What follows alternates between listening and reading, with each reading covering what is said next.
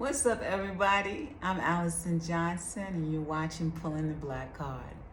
Today, I want to talk about something that I think about all the time. It's called the shame factor. And don't think I'm going to be saying you should not be shaming people.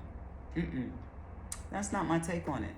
I believe America, one of the reasons I left, has lost the shame factor. There's no more shame.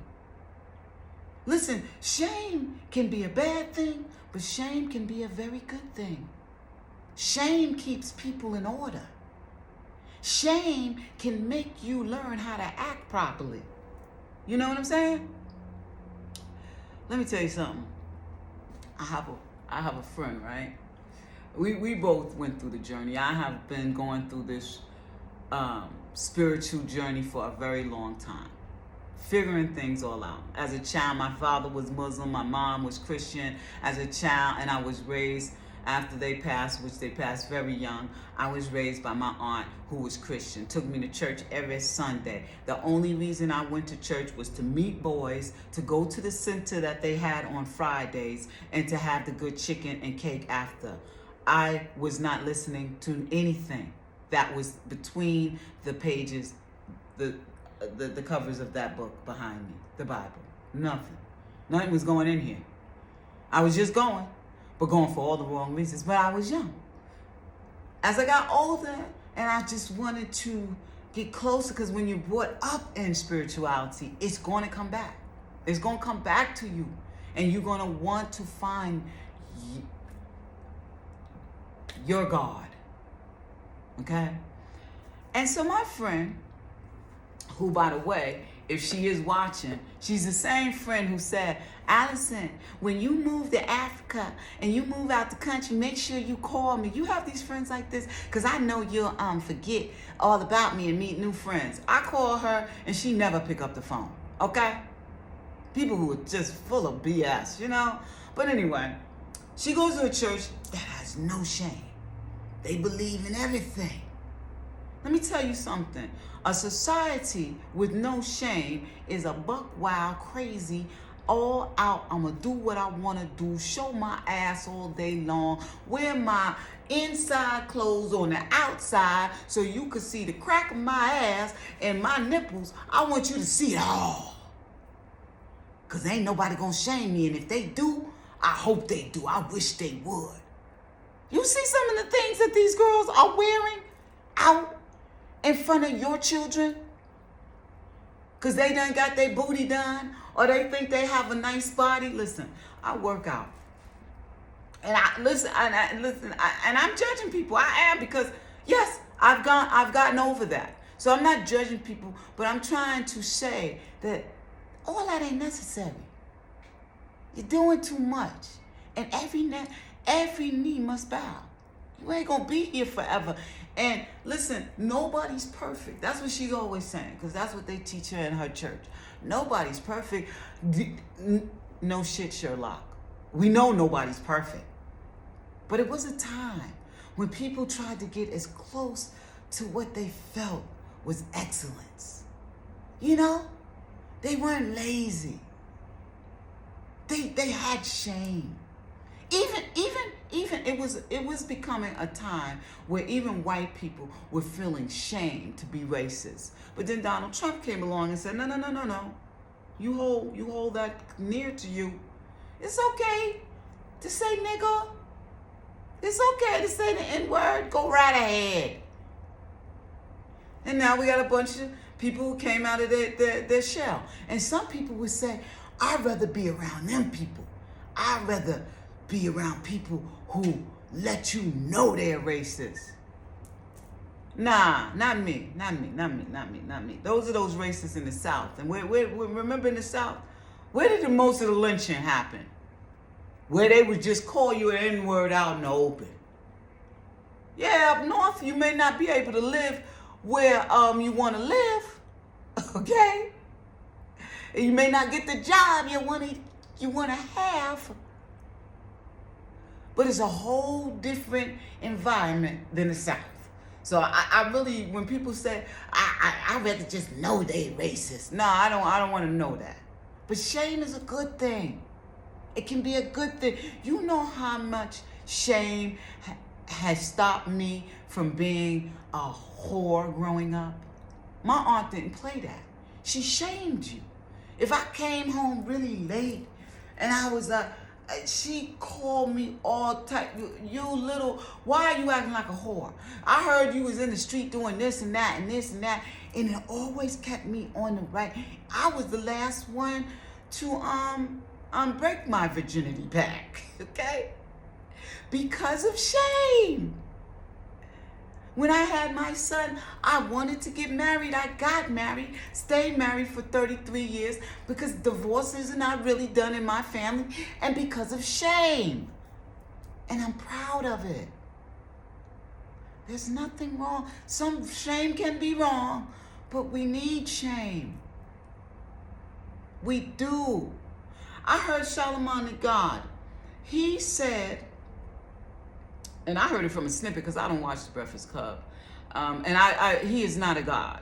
I heard Charlemagne say that if Adidas gives Kanye West another a contract again, he'll suck his penis.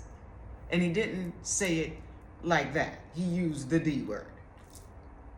Now, when I was growing up, men did not say things like that.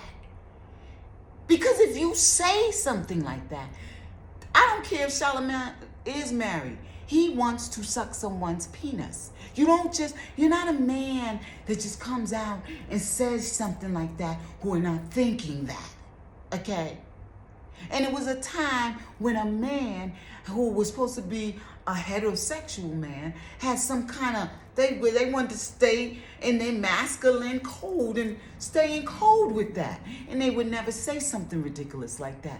But we live in a society with no shame. See, my dog agrees. Be quiet, Elijah. I even gave him a big old banana. Even myself, as I used to do a lot of comedy in Florida, right? Be quiet, man. I'm doing a show. Chill. Thank you for alerting me of the noise behind the other rooms. Thank you. But just chill. He has to chill. Yes. Growing up, and when I moved to Florida, I started doing comedy, right? And I used to wear these low cut things. I had a breast reduction. I know I'm giving too much information, but I had that in 2000, right? Because I had huge breasts that I used to show every chance I got. Yes, I did. Because I was going to church. But I was not adhering. And I just thought, it's fine. And I prayed every night and still act like that, right? So I was showing, and I still got room. Please, God, God ain't through with me yet. I got lots of work to do. So don't get me wrong. I'm not holier than thou, But so I used to walk around and half naked, and then when I got to and I was a teacher. After teaching, I would do my comedy, right? Be half naked, doing my comedy because they called me the bad girl of comedy. I said, once they gave me that moniker, I said, I'm gonna wear as little clothes as possible. Because I'm the bad girl of comedy. I even had a logo made with this woman, silhouette of a woman with a little outfit on and two guns blazing. I would never do that now. You see what I'm saying? Because as you learn more, what's between that book, that Bible, or whatever book, Quran, whatever you read, once you learn more, you got to change your behavior. That's the thing. Once you really start learning and comprehending what is said, you're either going to defy God willingly. Okay, I didn't want to start preaching, but I'm going to preach for a minute. I may not be good at this, but you're going to either defy God willingly, okay, or you're going to try to change. And it ain't going to happen overnight. I still have problems. I still love a V-neck. I just don't wear it down to here. I wear it up to here. Every day, I'm learning and I'm growing. But my friend who goes to a church that preaches no shame, no indignation, no, none of that. You're not perfect. You're not like God, but you're learning all about him. If you're ignorant of him, then I can't blame you for going wild and being all willy-nilly. But you are going to church, studying your Bible before work every day, yet you're not doing better. You're not trying to do better. So if you go to a church that is saying, listen, anything goes, I think you need to look for another church. That's just my little sermon on churches, okay? I myself have not found a church. I pray by myself. I study by myself. I do like studying with others more. I don't know, it opens your mind, and they say, when more than one, prays and studies God, the better. But I do it alone. And I pray alone, and I have shame. And like I was saying, I used to do dirty jokes, and I used to be half naked.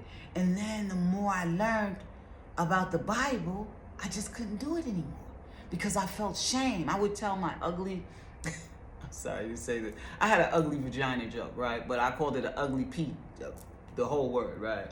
And I would say it. And people loved it. People would ask me, do the ugly vagina joke, do that joke, After I started changing, I couldn't do that joke anymore. And I'm not saying this to say that I'm perfect, but a lot of things that I'm seeing in the news and on certain things okay. Let's take Jonathan Major in Ebony magazine.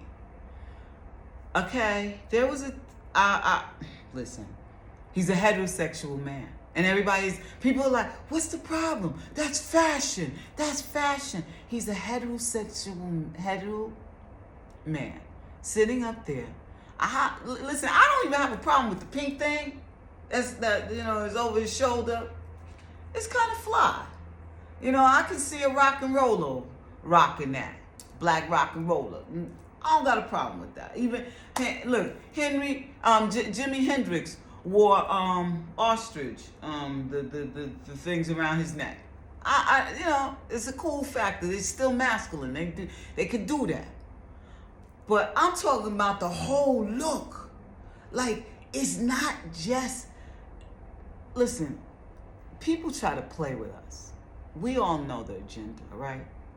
And I don't care who doesn't like what I'm about to say. The agenda is, we know the reason why white men hung black men and cut off their penis and burnt their penises and always attacked black men penises. Because white men, okay, have always been jealous of the black man.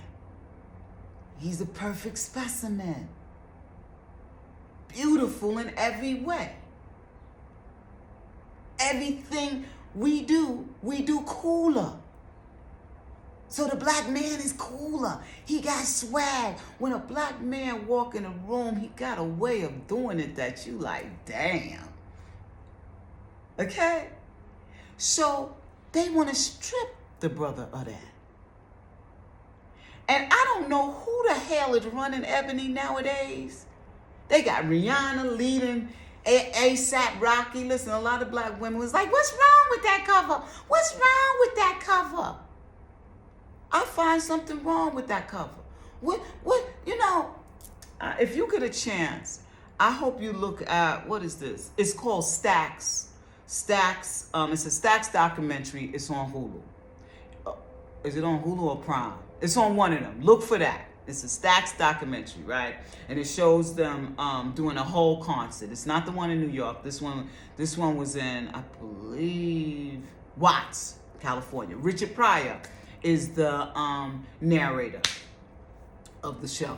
It's a fabulous show. And in this show, it was done in the 70s. And the 70s is a perfect time. It seems like black people have to be losing everything for us to get our heads right. But it seems like even now, things can happen and we still don't get our heads right. I don't know. But In this documentary, this black woman said something now, so she did go a little overboard, but she said she loved everything about the black man. The way the black man loved her, the way the black man talked to her, even the way the black man abused her. I was like, damn. But women weren't afraid to say how much they loved the black man. And of course, we got some idiots out there, but not the whole race of black men are idiots. There's some real brothers out there with purpose and meaning and cause and are deliberate in every action they take and are masculine, are beautiful, are smart, brilliant in every way. And to see Ebony Magazine have Rihanna in front of A$AP Rocky, that's saying something. And I don't know who did that cover, but that's some female feminists. That's a feminist who did that. I would have loved to see them walking together, or A$AP holding her hand and they walking. But why is she in front of her man like that? And why is Jonathan Majors, who has been nothing but manly in every movie, I just saw Creed and I was like, had me lusting. I needed to pray after that. I gotta put an extra prayer in, because I was lusting like crazy. Okay, Jonathan, between and Michael B. Jordan, even though after he went with Lori Harvey, his I don't know, it's changed my idea about him, but he still looked good. So these, I just come off of seeing that Harder They Fall, him in the Western. I just seen that, So I'm thinking of Jonathan Matthews. And I've seen all the pictures that were inside the magazine. Beautiful pictures. He had roses, beautiful pictures. But they chose to put this on their cover for controversy, for people to talk about it. As some people saying, it's Hollywood humiliating him. No. No, I don't believe that. I believe Ebony wanted to sell a magazine, and they knew that this would be a conversation piece, because everyone is talking about Hollywood's agenda and the media's agenda. And that certain black men are falling right into and falling right in with it. Because I was talking about it to my daughter-in-law, and I was like, that was just a little bit too much. And she was like, well, but, it's fashion. And I said, but what about with the party lips and all of that? And she was like, well, look at some of his other pictures. And he does have big, juicy lips, them black, beautiful lips that many of us have. I wasn't blessed with big, juicy lips like that, but I like them. So he was doing a little more. So it's not just what he has on, it's his whole flavor he's giving. And I'm not here for it. He is a heterosexual brother. Can we get a heterosexual looking brother on the cover with all that body yaddy yaddy? Why we gotta have him in a pink little thing, high boots and crossing? He look more feminine than me. They take our most masculine and put him in a skirt or put him in a dress, or they put themselves in a dress. Wearing nail polish. I'm sorry, I know some brothers may think that's cool. I don't get. Some rock and rollers may do it. I've seen rock and roll guys. I haven't seen Lenny Kravitz with nail polish, but I have seen some with nail polish when I lived in New York and went to places like Soho and different places, and people are supposed to be fashionable. It's not sexy at all, and it's not very manly. I don't want my man sharing my nail polish with me. But it's no more shame. We do what we want to, don't we? So, I'm just saying, there's nothing wrong. I'm not saying shame your children, but listen, watch the content, what they're looking at on the internet, They should not be seeing some of these things. Some of the things I'm saying on the internet, people should be shamed to say and shamed to do. My whole week, this whole week, is dedicated to shame. Those who should have it, and those who have been shamed who should not have been. That's what we dedicating this week to. I hope y'all enjoy my week of shame. Listen, I don't want people shaming their children and making their children feel bad about decisions that they may feel or feelings that they may feel. But sit down and talk to your children. And I know, like I said, when I was going to church, I was not paying attention. And I wish I would have. I wish I could have started this journey sooner. I just was going in the motions. I was half naked, telling the most ratchet, and I mean, my mouth was crazy. You know, there's some of these postings on the internet of some of these dirty jokes and some of my crude things that came out of my mouth. And I was going to take it down. Some other people posted, and some I posted. And my son told me, no, Mom, you've changed. So let people see your evolution. So I hope you enjoy watching my evolution. I'm never going to be perfect. Only God is perfect. But I am trying to be the best me I can be. And the more I learn about myself, my God, my people, the more I love my God, myself, and my people. So I love y'all. Think about shame. Think about the way we talk to our children. And think about taking time out. If you are taking your child to church, find a way to relay that Bible to them in the most interesting way and be able to put it into today's world so that they'll know what they're sitting down for 3 and 4, sometimes 5 hours at church for. I didn't even know why I was there. I tell you, I was chasing the boys and the cake and the fried chicken afterwards. So I love y'all. Have a wonderful, wonderful day. And go out and love somebody. It's for free. God bless. Shalom.